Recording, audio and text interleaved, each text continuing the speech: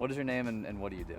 My name is Jake Barba and I own Bulletproof Restorations. All right. We basically restomod vintage 4x4. So, Scouts, Defenders, Broncos, basically your staples of the 4x4 world, Gotcha. or the vintage 4x4 world, I should say. Yeah, for sure. And we make them utilitarian and able to drive daily. Yeah. So that you can do your normal life things. Yep.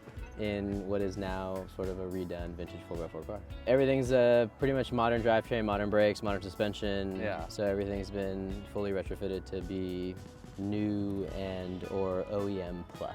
I love the OEM plus stuff. So tell me why you started this and what happened with that first Scout that you had built by another company that kind of pushed you into, into all that. Yeah, so I had another company build me a car, kind of retrofit a few of the things in that particular vehicle to make it a little bit more reliable. That company wasn't able to come through with some of the reliability aspects that I think we were really looking for, and I think what we paid for. So ultimately it sort of just led to me fixing it myself and kind of creating a product that worked for me, and also a system that worked for clients moving forward that was just a little bit easier and wasn't so much as pulling teeth trying to get a warranty or this or that or the other. And so that sort of led to us spawning this business, sort of from starting from friends and then, kind of going from there, and then things just kind of blew up. Yeah, sweet. So what was the first build supposed to be of that Scout that you took to them? Was it something crazy or was it just No, simple? I mean, we were just doing like pretty much an LS swap, and like I must have gone through like 2 or 3 transmissions, like 2 or 3 computers, like just stupid little stuff. There's certain quality control aspects that I think you can involve in some parts of these business. I think sometimes cutting corners is not the best thing to do. Probably not, yeah. So depending on kind of where you get your parts from and who's putting them on, I think you can get certain results that aren't necessarily desirable. Yeah. And so we sort of try to change that in sourcing always the best quality stuff within, reason. I mean, there's certain things that obviously I think would be significantly above and beyond what you need. And that's not to say that that stuff's not cool. Yeah. But I think that there's a time and a place, and there's ways to do certain things that make it a little bit more reliable without having to go too over the top. Super crazy. Nice, man. After you got done building your first Scout, you started to, was it you that was hosting meets for Scouts or something on social media, or was that? Yeah, so we did a lot of Scouts and coffee. Okay, Scouts and It was coffee. like just a sort of a vintage 4x4 and coffee. And I think when I was starting out, when I first got my first Scout, I didn't really know a lot of other people with these cars. And so part of it for me was I just wanted to meet other people with them. Yeah. And I didn't really care if like you had an LS swap or if your car was like, 50 years old with a ton of rust on it. It was just nice to know people into the same stuff. For sure. And so that was what it was about for me, and that's kind of how this sort of started, or at least some of the vintage 4x4s and coffee started. And now they've grown pretty big, and I think now there's multiple, and some people have done some of their own. And so like it's nice to see things, I think, just grow and become popular, and we're seeing a lot more of these on the road now. Yeah, it's crazy. So I didn't know that these really, honestly, so I'm not a huge off-road guy, not yet at least, I'm slowly getting into it. I didn't know that these existed until I started working with Grayson, and I saw, I'm sure he told you about him, just sitting in his little Sprouts office in the corner, just looking absolutely destroyed. But he always had plans to restore it. But were these like a popularly sold car back then, or is this? No. I think they were popular among a lot of farmers and folks in the Midwest who used their tractors. Gotcha. And there was even a point in time where if you bought a tractor, you got a free Scout. So it was like kind of a cool. Holy cow! What a deal! Yeah, I know, right? Jeez. I think they were always popular among a niche group of people, sort of similar to what they are now. And I think when you have the Bronco as a competitor with their significant ability to market, and they have a ton of money, and the ability to put it in mass production. It's not to say that these weren't a competitor, but they just weren't as well known.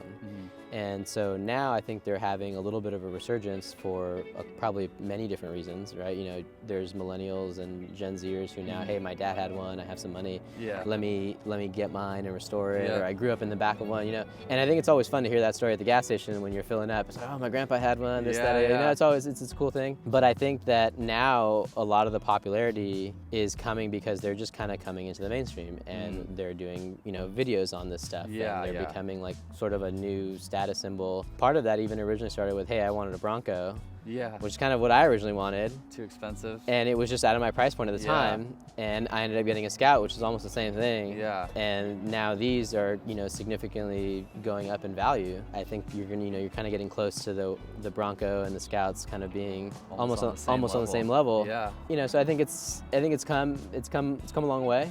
Yeah. And I think we're getting to that point where these are more well known and people are kind of being more interested in them. Yeah. Which I think is great for the community. So hopefully there's more coming. Yeah, for sure. Is it true that is it the international logo is the guy on the tractor? Yeah. Is that what that is? Yeah. So if you look at Is that why they were? Yeah, that was like the whole tractor thing. Okay.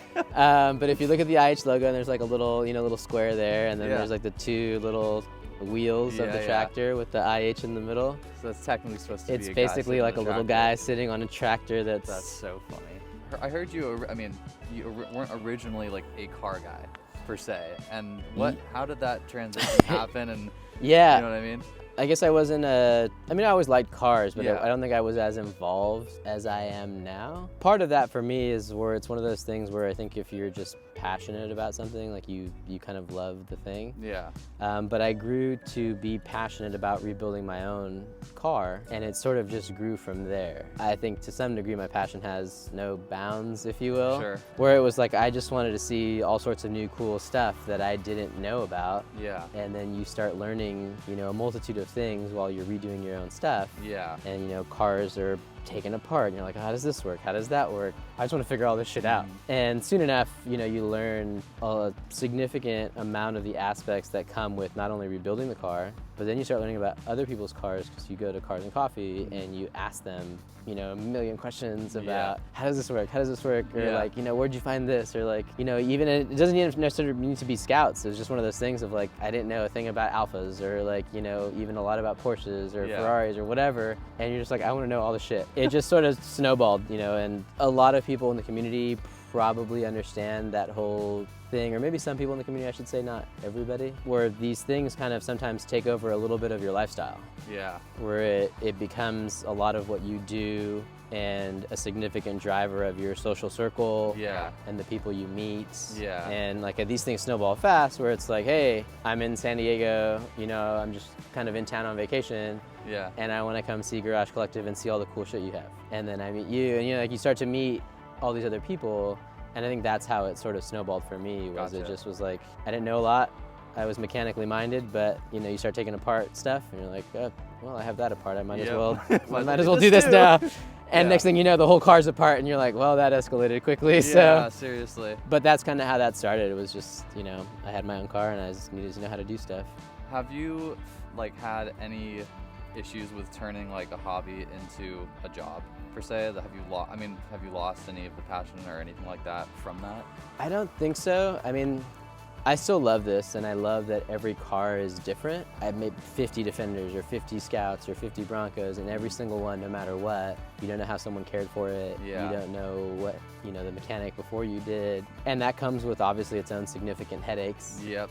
Yeah. And there's times that you're just like, man, I just want to bang my head against the wall and just fucking throw in the towel. Yeah. But I think it's always really cool to see the product at the end and to know what all of that headache sort of was for. And it's more fun for me when the customer gets the car and they get to drive it away. You're just like, all right, that was totally worth it. Yeah. This was really fun. And it's fun to do stuff like this where, you have people talk about your car or you do magazine articles or whatever. Yeah. I think that makes it all sort of worth it when you get to see people enjoy something that you kind of had a hand in maybe putting together. I think that's the fun part for me. And so I don't really try to focus on the fact that the hobby became sort of the job. Yeah. I think it's fun, but like I said before in the previous question is that you sort of do trade a little bit of your lifestyle. Like it becomes sort of this, right? Yeah. Like this is effectively what you do now. Yeah. So I try to separate a little bit of the personal life and the business life. For sure. Ultimately, I spend my free time wanting to do car stuff. Exactly. Anyway, Same so here. it's just that's how it is. Obviously, I work at Garage Collective, and that's all car stuff. And then on my off time, I'm building that thing, or I've got the Miata in the back that I just got done turbocharging, which I definitely wanted to bang my head against the wall like 1,000 times. Now that it's done, like I haven't I'm more excited about doing the next one. So I understand what you're saying, where you're having lots of passion. It was just one thing at a time, right? And yeah, it's exactly. like, I think that's the hard part for a lot of people, is that, you know, when you build a car, there's just steps to the process. Yeah. You make your list and you just, all right, well, step one is check one off at a step time. two is, and there's like 1,000 things. Yep, just got to try not to look at the 1,000. Right, Just and look at so the first 5. I think that's what we do, and it's just like I'm fortunate and have been fortunate in life that I was able to make my hobby sort of a passion. I know this is going to be hard to answer in like a short answer, but what does like the general process look like for building one of these? I know it depends on like what the customer wants and how badly in condition it is, but generally our process, to give you like that 30-second elevator pitch, is that we'll sit down with the client and have a design meeting to understand what their needs are. Some of that includes, hey, I'm going to drive this every day. I'm going to drive this on Sundays. I'm going to have my kids inside. I'm going to use it for camping. I'm going to go off-roading. You know, like there's a multitude of things that people use they want to use their car for. And so we try to have an understanding of what that is. While we do that, we figure out, okay, we want sort of this type of motor, or we want maybe one of these 2 types of motors. We want this type of transmission. We want these kind of suspension parts. We want the tires to be this big. We want, you know, certain things just to fit that use case, so that when the client is doing their desired thing, we don't have a setup that is not really meant for that, right? And so part of that also then comes into play is when you're figuring out what the original donor looks like and saying, okay, we can do all of those things, but it's going to require maybe like retrofitting a little bit of the frame, or we have to like change, you know, how the steering is set up. I've heard you guys have used JK chassis before, right? Yeah, we've used a JK chassis in a couple builds. I know it's kind of rare, but and that sort of becomes an interesting thing as well, right? Where it's like you have to cut those and put them in, you know, place the right way, and sometimes, you know, the customer just wants the adaptability of being able to go just do kind of weird things with their car.